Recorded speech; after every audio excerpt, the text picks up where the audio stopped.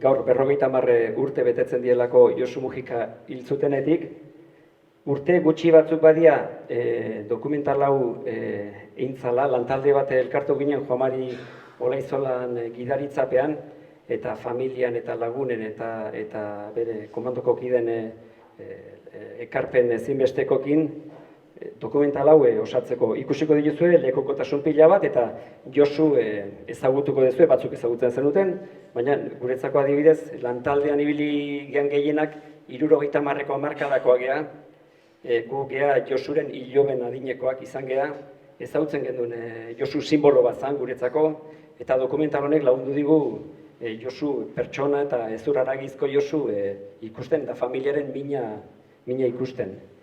Gu iloban adinekoa gea eta gaztetxera ekarri nahi genduen urrengo belaunaldiaren gana iristeko, justu hemen bazaudete zartxoagoak, urrengo belaunaldia baino zartxoagoa, baino hau ere transmisioa da, garrantzitsua da transmisioa eta hori nahi genduen.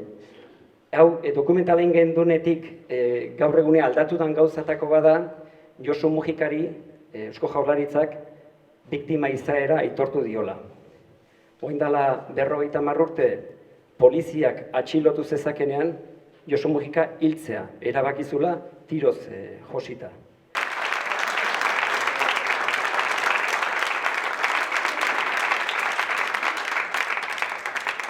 Banku baten ginen Lobo Josu eta ni, eta beste banku baten zegoen Apala eta Txon. Txepeia kotxetik, dendatik ataratzen danean, eta kotxean sartzen duenean plastifikadora, eta kotxea arrankatzen duenean, gu joaten gara kotxera txeperen gana, eta sartzen gara txopean, kotxean. Joaten gara Kastellanatik gorantza, eta nun ikusten dut dia Bernabeu inguruan, nun ikusten dut poliziak eta hasten gara kotxetik ataratzen. Eta momentu horretan, Lobo Josuri esaten dio, yo conozco bien esto, y si pasa algo, sígueme a mí. La propietaria de una tienda de juguetes, situada en el número 12 de la calle Fleming, afirma que vio a un policía venir persiguiendo a un hombre joven que vestía pantalón claro y una camisa desabrochada. Y el terrorista cayó muerto casi frente a la puerta del establecimiento. Pero ven, Ahora será las 8. no sé.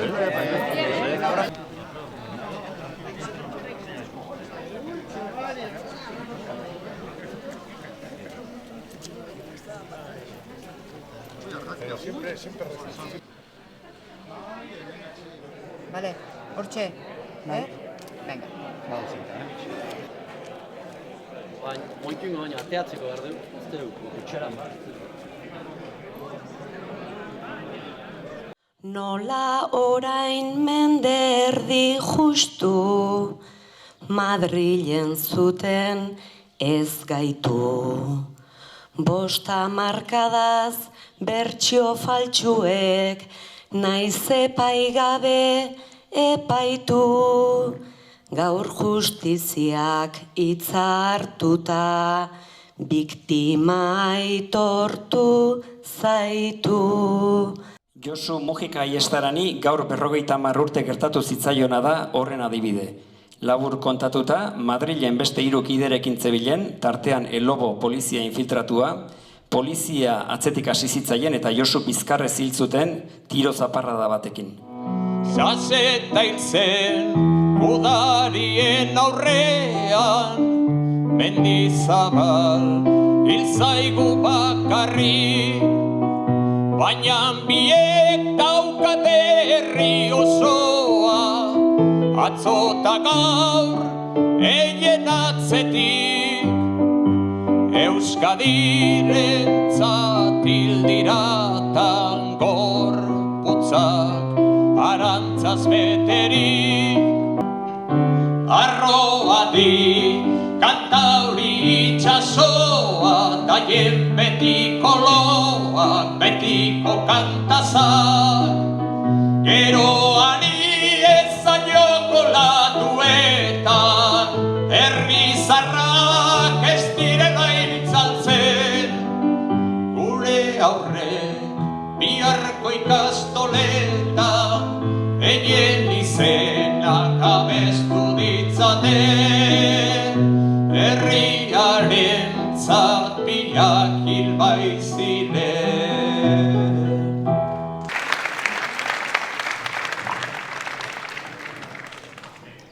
Egun berezia da gaurkoa, eta horregatik Egiari Zor Fundazioko kideek ere antolakuntzan parte hartu dute. Josu Mujika Legazpierraren kasuan, 3 bertsio ofizial ere sortu zituzten bere hilketa justifikatzeko. Suizidio izan zela, aurrez aurreko batean hil zutela, eta heriotza naturala izan zela. Gaia, hain da perbertsoa etikoki, hausnarketa sakon bat eginarazi beharko likukela. Egun, Ertzaintzaren, Polizia Nazionalaren, Guardia Zibilaren, Eskuin Muturraren taldeen eta talde parapolizialen jardunen ondoriozko, 500 biktima baino gehiago ditugu ofizialki aitortuta. Eta askoz gehiago izango dira, milaka direlako aitortzeke dauden biktimak. Errekonozimendua izan duen kasu horietako bat, ongi dakizuenez, Josu Mujika Aiestaranen kasua da. Asimetria horiek agerian geratzen dira, Euskal Telebista publikoan aipatzen diren efemerideetan.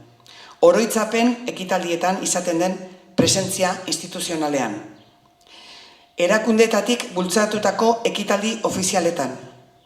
Aitorpen ofizialen zabalkundean. Gure biktimarioei egindako omenaldi publikoetan. Hala nola urriaren 12koan. Diskurtsoetan, edukian eta tratamentuan ere agerikoa izaten da diskriminazioa. Eta geroz eta mingarriagoa da hori. Duela 2 aste, Josu Mujikaren ustezko hiltzaileetako batek, Mikel Lejartzak, publikoki adierazi zuen enegarren aldiz, egindakoa berriro ere egingo lukeela. Bizitzeko eskubidearen urraketaren apologia esplizitua da hori. Horren aurrean, argi eta garbi entzun genuen herri honetako erakundeen erantzuna. Isiltasuna.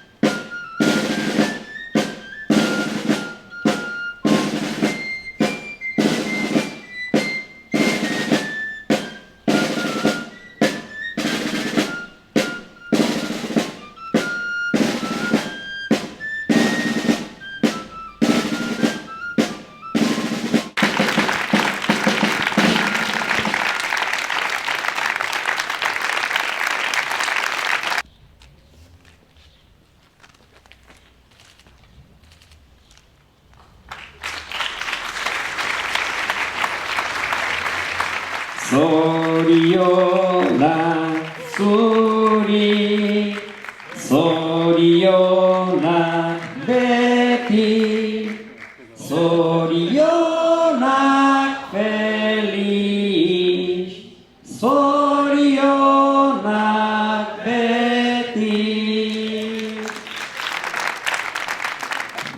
Gaur 50 urte dira, Josu hiltzutela. Eta, esango dut, 50 urte luze izan direla gure familian, batez ere lehenengo kolpean, ni oraindik ez dagoen hemen, baina, badakit oso zaila izan zala.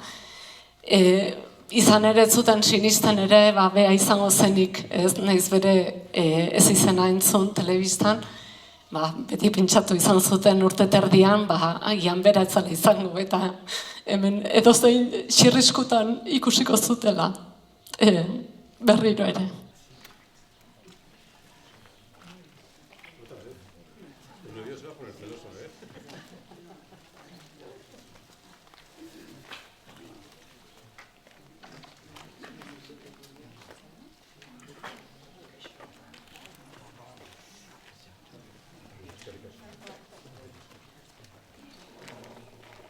Oroigarri bat Reginarentzat. Regina. Senitartekoen izenean. Regina.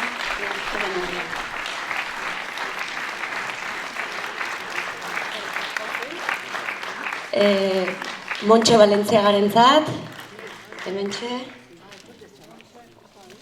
Felix Egiarentzat, Txepe Lararentzat,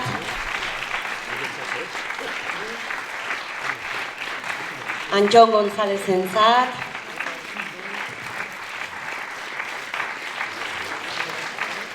eta hemen ez egonagatik emakumeei ere eurek ere jasan behar izan zutelako senitartekoen gogortasun hori, Felixen bikotekidearentzat ere badugu eta Txeperen bikotekidearentzat ere bai. Hemen nahi baduzu utzi, ezingo dute hartu.